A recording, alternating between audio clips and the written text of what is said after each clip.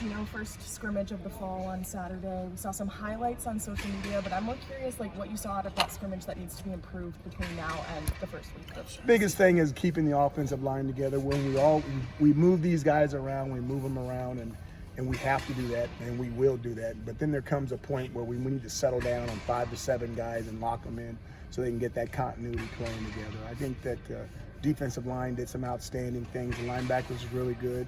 A lot of competition on the back end with the defensive players, the secondary. Wide receiver wise, we still need to do some things, although there were some really good plays that were made out there. And then, I thought the running backs for the most part were solid. Speaking of the wide receivers, I know last year you had really wanted someone to come up as number 2 receiver behind Gadsden. Is that still kind of the philosophy for this year, or are you open to a more kind of by committee approach in the receiver? No, I would love to find a number 2. I think a lot of guys are battling for that position. And when there's a 2, then we want to know who the 3 is and who the 4 is. That's how good receiving cores are. But we're still looking for that. I think there's some good battles going on. Coach, just what you can say about what LeQuint being back here means to the entire team and to the culture here. LeQuint is a part of us. He's part of the family. And like I said earlier, everybody needs grace and forgiveness. But where would we be without it? But the type of guy that you love lighting up with. He's the type of guy you like going out with. He's the type of guy that protects your family. I mean, he's a good guy, and we're glad he's a part of our football team. When you see him and the rest of the running backs here, like you said, you just made a note about them coming off the scrimmage, just what that backfield does look like now, getting able to see them scrimmage.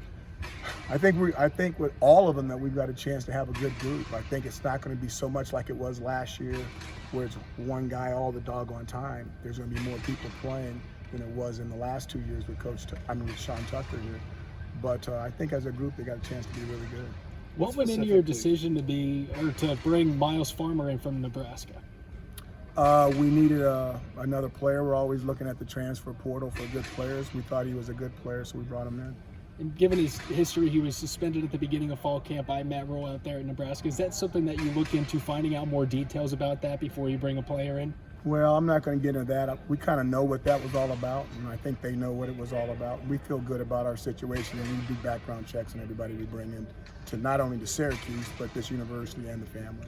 What specifically are you guys doing to help Arande against double teams now that he's probably going to be facing opponent's best? We've been working on it since the day the season ended. Arande's been working on it since the day the season ended, and we're looking forward to attacking those double teams. What is something he's doing specifically to kind of help him stay open throughout the game for Schrader? The biggest thing is he needs to learn multiple positions. We can't line him up at one position, and we won't.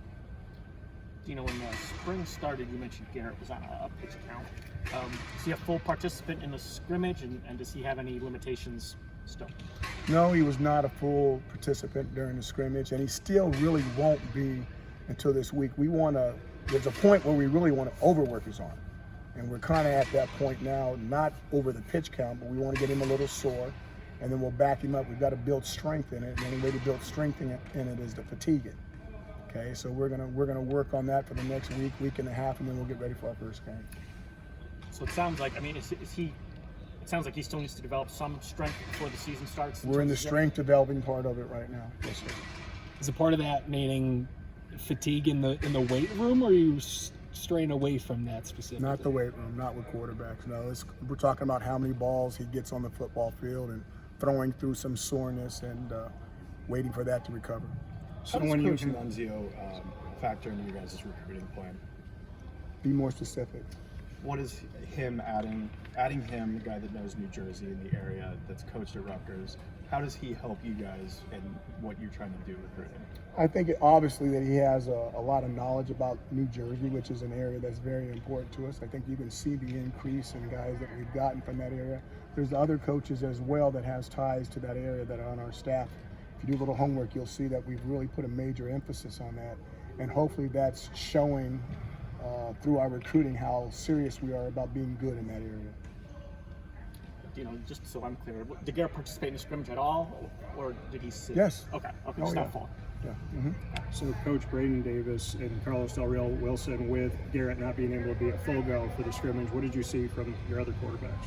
They moved the ball. They did some things well. They're obviously still making some minor mistakes, but they're getting more reps now than not only they got last year than they would have gotten So this has been very interesting, and they are both healthy, okay, which means that they've got a chance to go through the entire season.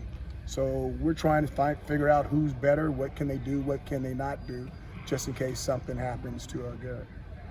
Mari Hatcher was just in sweatpants and backpack, just watching practice today. What's any update on him? He got an owie in practice, and he'll be back with us soon. Did Stephen Thompson participate in the scrimmage at all? Because I saw him out there a little bit in team drill today, but he's obviously still in his green jersey. Held from the very first scrimmage, and now he's up.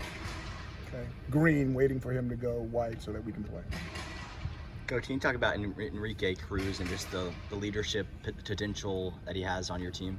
Yeah, he's got potential. One thing about being a leader is you got to play well, and we expect him to be one of our best players up front, and we need him to go out and do that every day. What does the experience of somebody like Daryl Perkins add to a group that had a lot of turnover in the last year and a half? Well, I think that with all our coaches that we brought in here, I think they add to the group. And he's a very knowledgeable coach. He's worked with Coach Long before. And I think that relationship is strengthening everything that we're doing on the defensive side of the ball. You know, what does it do for college football, kind of the state we're in right now, that you can bring in a player in the middle of fall camp and have that opportunity that when you need someone else and you need depth, you can do that in the world we're living in because the portal allows for that? You know, that's outstanding and that's really good, but it also allows for, 6 players that are not on this football team that are playing at SEC schools and Big 12 schools and Big 10 schools across the country that you thought would be on this team. And it's a check and balance type system. And it's here to stay. 2 more for Coach. You mentioned the offensive line sort of solidifying it earlier. Has Kieran Ellis been able to participate in anything? He's participated. He's got an owie as well, and we're waiting for him to get better so that we can insert him back into the group. Expecting during training camp at some point? Yes, sir. Are there any specific names that are kind of emerging with the wide receiver 2 position, or guys that are kind of battle for it right now? Kendall Long's been doing some really nice things. Damian's been making some extremely nice catches out there. Isaiah's had his moments. DeMarcus has had his moments as well. We're just looking for someone to be that next solid guy. And then Arande is Arande. He comes to work every day. Was Kendall's catches good live? Is it looked on film? They are live and they are on film, and they were very, very impressive. Is Damian's eye okay? Yeah, he should be fine. Thanks, everybody.